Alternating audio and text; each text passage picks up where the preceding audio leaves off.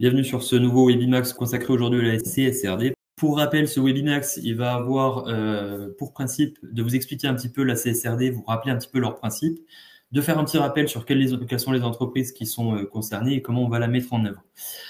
Donc pour cela, aujourd'hui, on va voir différents points. On va d'abord faire un petit rappel de ce qu'est CIMAX, le RP CRM No Code. On va repasser justement, on va redonner un petit chapitre aussi sur ce que c'est que la CSRD. On va voir qui va devoir la mettre en place.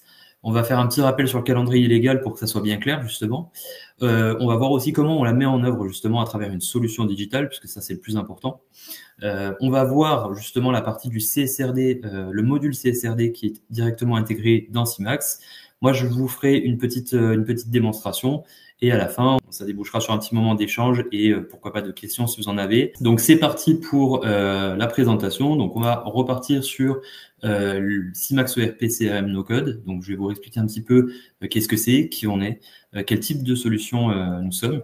Donc, CIMAX ERP CRM, c'est un ERP CRM évidemment qui se veut très souple puisque c'est un ERP qu'on appelle no code. Donc, je vous expliquerai juste après à quoi ça correspond le no code. Mais typiquement, c'est une solution qui va vous permettre de rendre l'ERP complètement souple à vos méthodes de travail, à vos processus métiers, de sorte à ce que vous n'ayez pas vous à vous plier au logiciel. Donc ça, c'est vraiment une partie, on va dire, la force de la solution de CIMAX. Bien sûr, vous ne partez jamais de rien, puisque évidemment, parmi toutes ces briques de construction que vous allez pouvoir réaliser vous-même ou à travers un chef de projet, vous allez aussi pouvoir accéder à des modules qui sont déjà préconstruits, qu'on va pouvoir éventuellement remodeler en fonction de votre secteur d'activité. Donc ces modules, actuellement, ils sont au nombre de 20 et bien sûr, ils respectent la législation qui est en vigueur. Et bien sûr aussi, CIMAX est plus souple parce que, déjà, dans ses fonctionnalités, il est très complet. On peut gérer avec CIMAX un très gros volume de données pour des activités qui sont de taille moyenne à très grande. Et on a aussi donc des accès à ces données qui sont très sécurisées, évidemment, qui répondent à toutes les normes RGPD de l'Union européenne. Donc, comme je vous disais, un ERP qui est 100% no-code. Donc, nous, on existe depuis 18 ans. On est basé à Montpellier. On est les pionniers de ce qu'on appelle le no-code. Et aujourd'hui, on est le 6e éditeur ERP générique français. On est d'ailleurs, à ce jour, encore le seul ERP CRM qui est 100% en no-code, avec 58 collaborateurs, dont 26 en France et 32 à Madagascar. Donc, on a déjà travaillé sur des projets qui sont plus ou moins de grande échelle, avec BPI France notamment, avec Flunch, avec l'INRA. On a les laboratoires Pierre Fabre également. Tous ces clients ont choisi une solution qui est 100% no-code parce que le no-code, en fait, c'est simplement le fait de pouvoir, sans avoir de connaissances en développement, pouvoir développer sa solution, pouvoir la paramétrer. On utilisera le terme de paramétrage chez nous plutôt que de développement. Et pour faire très schématique, c'est un petit peu comme un gros Excel, mais sous forme de solution. Donc, vous voyez plus les formules Excel, les choses que vous voyez dans vos tableurs.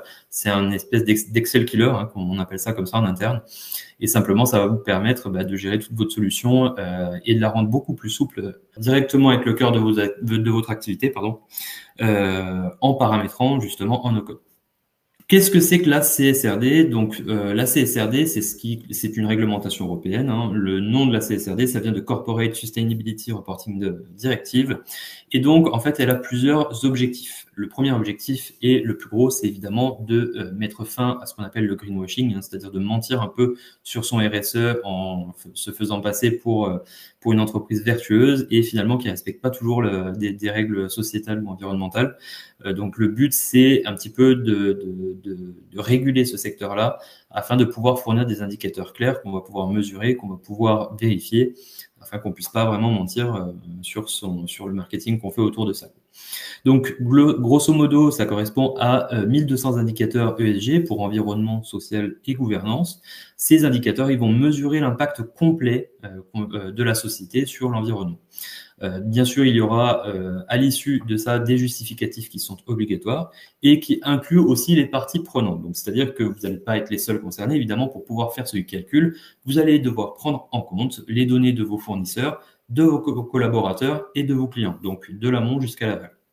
Donc, depuis le 1er janvier 2024, les entreprises, elles, donc sont soumises et doivent choisir un ou plusieurs indicateurs par chapitre, sachant qu'à l'initial, il y a 10 chapitres. Les indicateurs, ils sont pas imposés, hein, chacun va avoir les siens et le mode de calcul doit être déterminé par l'entreprise. Les entreprises, elles devront établir un rapport de durabilité en annexe de leur bilan au 1er janvier 2025. Alors, qu'est-ce que la CSRD, on va dire dans le fond un petit peu du sujet? Donc, c'est une directive européenne, comme je le disais tout à l'heure, sur la responsabilité sociétale des entreprises, avec l'objectif d'améliorer évidemment la transparence et la comparabilité des informations, puisque justement le but d'établir ces calculs et d'avoir ces indicateurs, comment les comparer d'une entreprise à l'autre et pouvoir avoir un système de mesure qui soit fiable. Il introduit du coup un reporting standardisé des performances en durabilité avec des normes qui sont strictes. Ces normes, on les appelle les ESRS. Et donc, de ces normes découle aussi l'obligation de vérification interne et externe pour garantir la fiabilité des données, donc via justement la vérification de votre expert comptable, par exemple, ou un auditeur spécialisé dans les audits de ESG, par exemple. Alors, qui va devoir la mettre en place? Ça, c'est une question qui est assez intéressante parce que parfois, ça paraît un petit peu flou et effectivement, ça peut ne pas être clair, mais en réalité, on va voir que c'est quelque chose qui est plutôt simple. Les règles sont très bien fixées.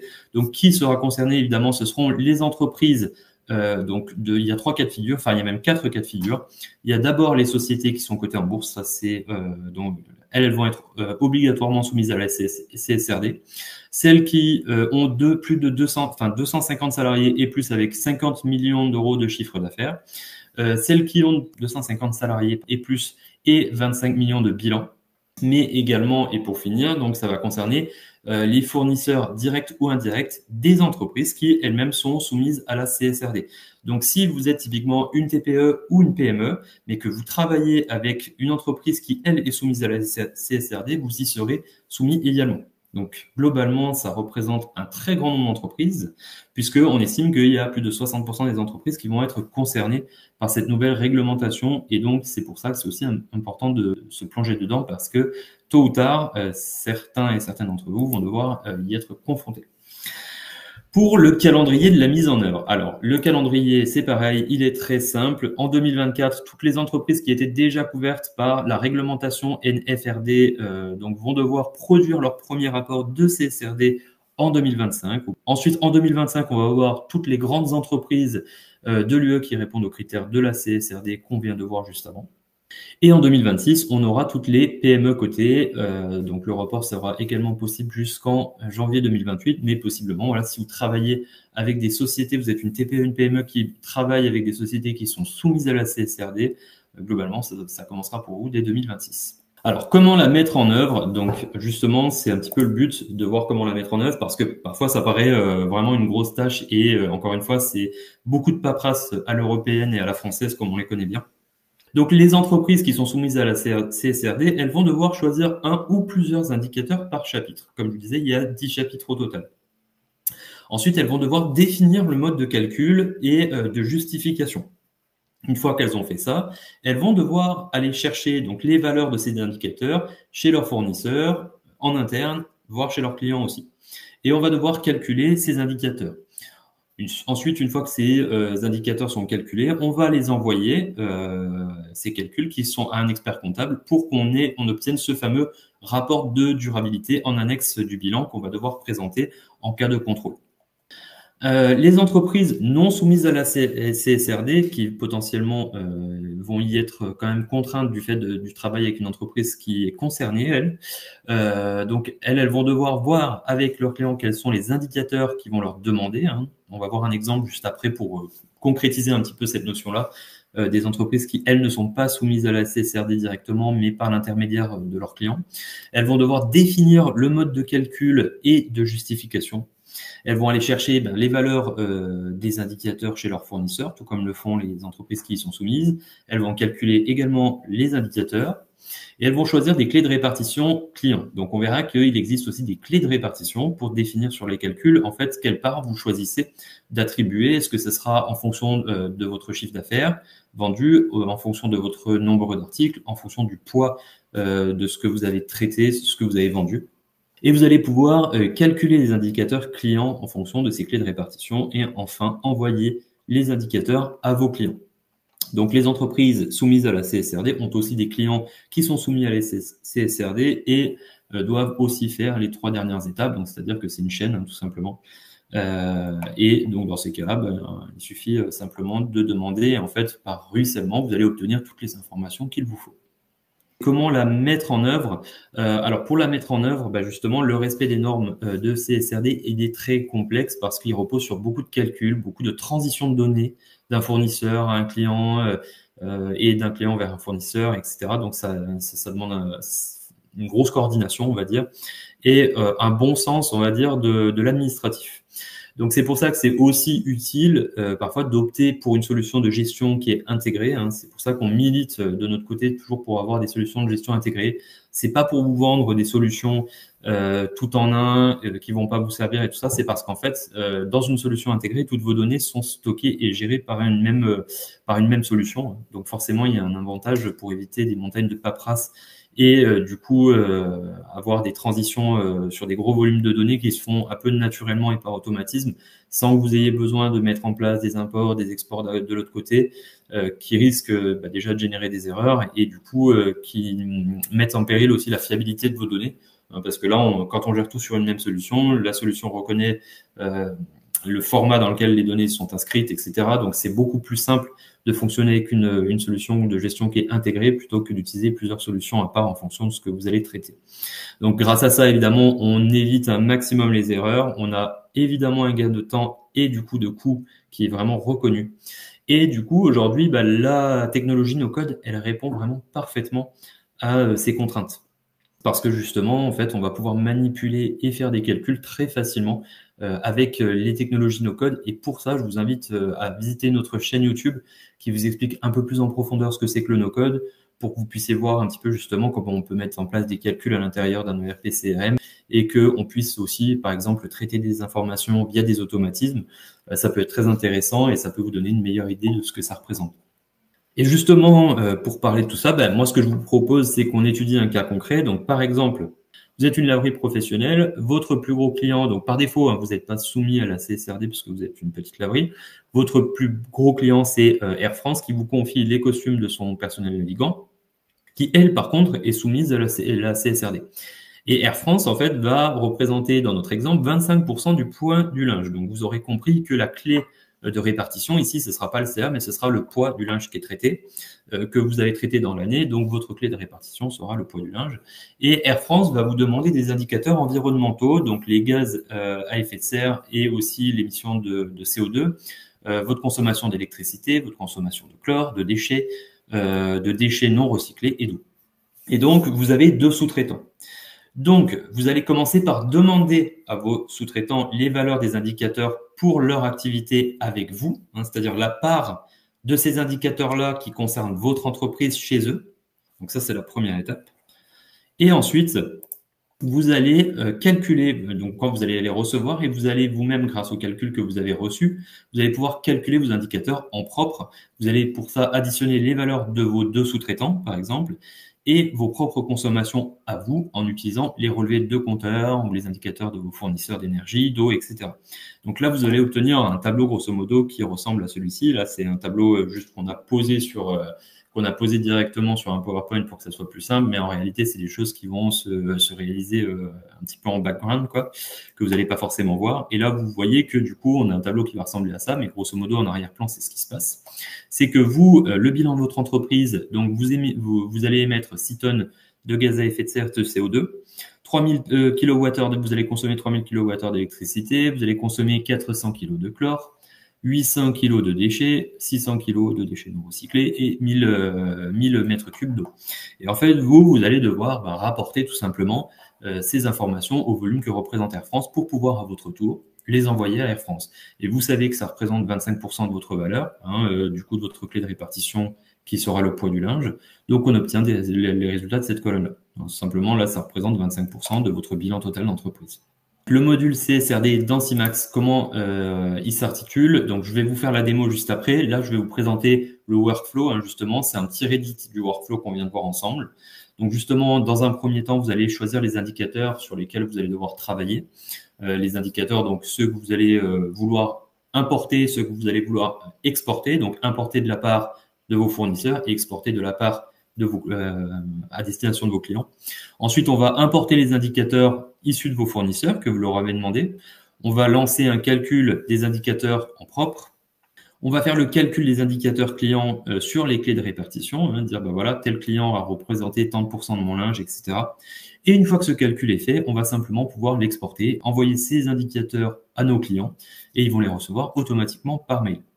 Donc de l'autre côté, donc ça c'est sur le volet amont, et du côté aval, on va collecter les justificatifs de fournisseurs, on va collecter des justificatifs en propre, on va agréger toutes ces informations dans un justificatif d'indicateur et on va les mettre à disposition s'ils demandent, évidemment, parce que en général, vos clients vont vous le demander. Vous pouvez aussi choisir de les envoyer chaque mois, chaque année à vos clients automatiquement, même s'ils ne le demandent pas, ça peut toujours être bien.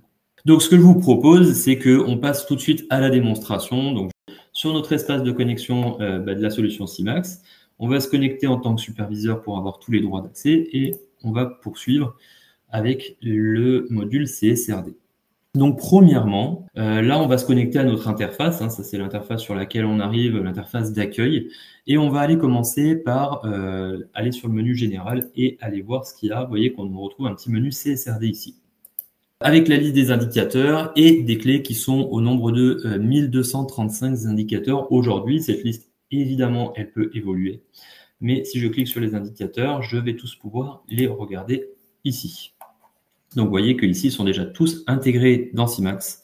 Ils ont tous une référence unique qui dépend d'un chapitre, au nombre de 10 chapitres, comme je vous disais tout à l'heure. Et on peut en choisir un certain nombre. Donc, pour les chapitres, vous les retrouvez ici. Vous pouvez faire un filtre sur vos chapitres. Et du coup, vous en retrouvez un certain nombre. Vous, le but, c'est que vous alliez les choisir. Pour les choisir, ces indicateurs, vous dites, ben voilà, moi, par exemple, la description des processus permettant d'identifier les mesures nécessaires et appropriées en réponse, celui-ci va vous intéresser, vous allez pouvoir le cocher et du coup il sera choisi, il va être pris en compte dans les calculs, tant bien de votre côté fournisseur que du côté client. C'est-à-dire que quand on va demander les indicateurs, cet indicateur-là va être demandé à notre fournisseur et il va être à son tour, une fois que les calculs auront été faits chez nous, transmis au client. Donc là, pour vous montrer un petit peu le détail, donc on a les indicateurs qui sont ici, avec un petit peu les détails sur la référence, la direction, etc. Vous avez la valeur du calcul ici. Donc, du fait que pour ce calcul, on va importer la valeur fournisseur, on va définir une formule de calcul, justement en profitant du moteur no-code de CIMAX, puisque ça, c'est une fenêtre de calcul. Ensuite, on va aussi pouvoir faire une rédaction de texte sur l'indicateur pour le décrire. Et cet indicateur, on va pouvoir le lier, par exemple, à certains types de fournisseurs ou à certaines familles de clients pour dire avec qui, justement, on va devoir les partager. Voilà pour ça. Donc, maintenant, ce que je vais faire, c'est que je vais fermer mes indicateurs. Et une fois qu'on a fait ça, derrière, on va pouvoir demander automatiquement les indicateurs à nos fournisseurs. On va retourner sur le menu général, sur CSRD, et on va aller faire une demande. Là, je vous présente un petit peu le workflow. Je vous présente pas les fenêtres en détail parce que c'est des calculs. Je suis pas sûr que ça vous parle énormément. Le but, c'est de vous montrer un petit peu le workflow et la démarche, puisqu'en général, vous n'allez jamais réaliser les premières demandes tout seul. C'est-à-dire que vous allez devoir au moins vous faire assister parce que c'est très complexe, on va dire, sur les méthodes de calcul. Une fois que ces méthodes de calcul-là, elles sont réglées, paramétrées, mises en place, là, à ce moment-là, vous n'avez plus qu'à effectuer le workflow que je vais vous présenter. Donc, on va d'abord, vous voyez, c'est numéroté, donc c'est assez simple. En numéro 1, on va faire une demande d'indicateurs au fournisseur. Donc, quand on clique ici, on va pouvoir demander des indicateurs à nos fournisseurs sur une période donnée. Donc, on va simplement indiquer une date de début et une date de fin. Là, par exemple, je vais mettre du 1er septembre pour faire des dates rondes jusqu'à fin octobre, par exemple. Ce sera le 31. Et je vais pouvoir cliquer sur OK. À ce moment-là, on a la liste des demandes des indicateurs qui est directement envoyée à nos fournisseurs pour pouvoir leur demander ces indicateurs. Et à ce moment-là, les indicateurs, on va les recevoir de leur part, en théorie. Après, il faudra bien sûr les relancer si jamais vous ne les avez pas reçus. Donc, une fois qu'on a effectué cette première démarche, vous voyez qu'ici, on a la demande des indicateurs aux fournisseurs. Si on retourne dessus, on va, une fois qu'on les a reçus, pouvoir les importer. Donc là, vous allez, grâce à ce bouton, pouvoir les importer. Et ensuite, vous allez aussi pouvoir accéder à l'historique des demandes d'indicateurs des fournisseurs pour tout simplement vous rappeler, dire, moi, j'ai demandé cet indicateur à ce fournisseur, il m'a répondu oui ou non. C'est juste un petit menu qui va vous permettre de suivre un peu vos demandes d'indicateurs fournisseurs. Une fois que vous avez fait tout cela, en fait, tout simplement, vous allez pouvoir, derrière, grâce à vos valeurs que vous ont transmis vos fournisseurs, faire le calcul des indicateurs et voir vos calculs d'indicateurs CSRD pour une période donnée. Donc là, si je vais sur le calcul, je vais démarrer un calcul. Donc là, c'est pareil. Hein. Là, c'est la phase qui va concerner le calcul de nos indicateurs à nous. Pour rappel, la première étape, c'était celle qu'on demandait à nos fournisseurs. Donc, je vais faire mes calculs pour exactement la même période, c'est-à-dire du 1er septembre au 31 octobre. Et on va le lancer. Donc là, Simax, en arrière-plan, va générer tous ces calculs. Et on voit qu'ils apparaissent dans la liste des valeurs indicateurs CSRD. Vous voyez, donc là, les calculs ont été générés. Donc évidemment, je n'ai pas spécialement de valeur parce que ici, il faudrait beaucoup de données pour pouvoir avoir des valeurs correctes. Et ensuite, donc, pour la démarche à suivre, si on retourne sur le calcul des indicateurs, vous avez la liste des valeurs indicatrices que vous avez demandé. Donc, c'est le deuxième menu. Donc, on retourne sur la fenêtre qui nous a affiché automatiquement à la suite de nos calculs indicateurs. Voilà. Maintenant, ce que vous avez fait, c'est qu'une fois que vos calculs sont prêts, que les résultats sont prêts, vous allez pouvoir les envoyer à vos clients. Donc, c'est l'étape 3. Donc, dans le workflow, c'est très simple. L'envoi des indicateurs aux clients. Si on clique dessus, on va pouvoir calculer les indicateurs clients plus finement. On va pouvoir avoir la liste des valeurs indicateurs, un peu comme celle qu'on vient d'avoir de manière générale ici. Et ensuite, on va pouvoir exporter les valeurs indicateurs au client. Donc, si je clique dessus, tout simplement, votre mail a bien été envoyé au client. Vous voyez, c'est une démarche qui est vraiment très simple. Simax nous indique que le mail a bien été envoyé. Donc voilà un petit peu le workflow, comment il fonctionne. Donc vous voyez que d'une part, c'est pas trop compliqué. Et derrière tout ça, justement, pour pouvoir répartir tous ces indicateurs sur des clients, comme je vous disais, ça repose sur des clés de répartition. Et ces clés de répartition, c'est simplement un paramétrage que vous allez retrouver dans le menu de la CSRD, dans les indicateurs et les clés. Souvenez-vous, au début, je vous ai montré les indicateurs de CSRD. Juste en dessous, vous avez les clés de répartition. Si on va dessus, tout simplement, on va avoir 4 clés de répartition. C'est celle qu'il y a par défaut. Évidemment, vous allez pouvoir créer de nouvelles clés de répartition, mais en général, on va se baser déjà sur les 4 qui existent. Et donc, vous avez les clés de répartition, comme je vous disais, sur le chiffre d'affaires, sur le nombre d'articles, sur le nombre de jours de prestations ou sur le poids de vos articles. Quand on rentre dedans, on voit justement les calculs qui ont déjà été préconçus par Simax pour vous aider à faire cette répartition.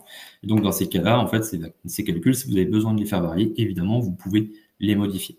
C'est tout à fait modifiable. Voilà pour la présentation, voilà pour cette démonstration. Donc ça, c'est ce qui existe en standard. Bien entendu, avec Simax, on peut définir d'autres clés de répartition grâce au no-code et pouvoir venir ancrer. On a un module complet qui est là pour traiter quelque chose qui est quand même extrêmement complexe, vous aurez vu, pour traiter la CSRD, mais avec Simax, ça devient justement très simple parce que une fois que ça a été mis en place, en fait, vous avez plus que quelques étapes à remplir, attendre que vos fournisseurs vous aient envoyé ces indicateurs, les importer et ensuite pouvoir à votre tour exporter les résultats, les indicateurs vers les demandes de vos clients. Donc la plus grosse partie, on va dire, c'est le paramétrage. Et justement, pour cela, on vous abandonne pas, vous n'êtes pas tout seul. Si on est alors moins de 250 salariés, mais que par contre, on a un CA de plus de 50 millions et au-dessus de 20 millions de bilan. Alors, à mon sens, vous n'êtes pas concerné parce que vous êtes une entreprise qui a moins de 250 salariés. Par contre, je suis pas expert de ce niveau-là. Il faut quand même que vous passiez. Moi, selon la définition qui nous est donnée actuellement, moi, il me semble que vous n'êtes pas concerné. Ça vaut quand même le coup, voilà, de vérifier. Il doit y avoir des outils en ligne mis en place par l'Union européenne pour pouvoir vérifier votre éligibilité à cette réglementation. Je vous invite à vérifier au cas où, quoi. Je voulais savoir si les réceptions des indicateurs se font directement via votre interface. Alors, les réceptions des indicateurs, vous allez les recevoir par email. Soit vous choisissez d'utiliser la boîte mail de Simax, c'est-à-dire configurer votre boîte mail en interne sur Simax et gérer vos mails depuis Simax. À ce moment-là, vous allez pouvoir les récupérer depuis votre boîte mail ou depuis votre boîte mail extérieure.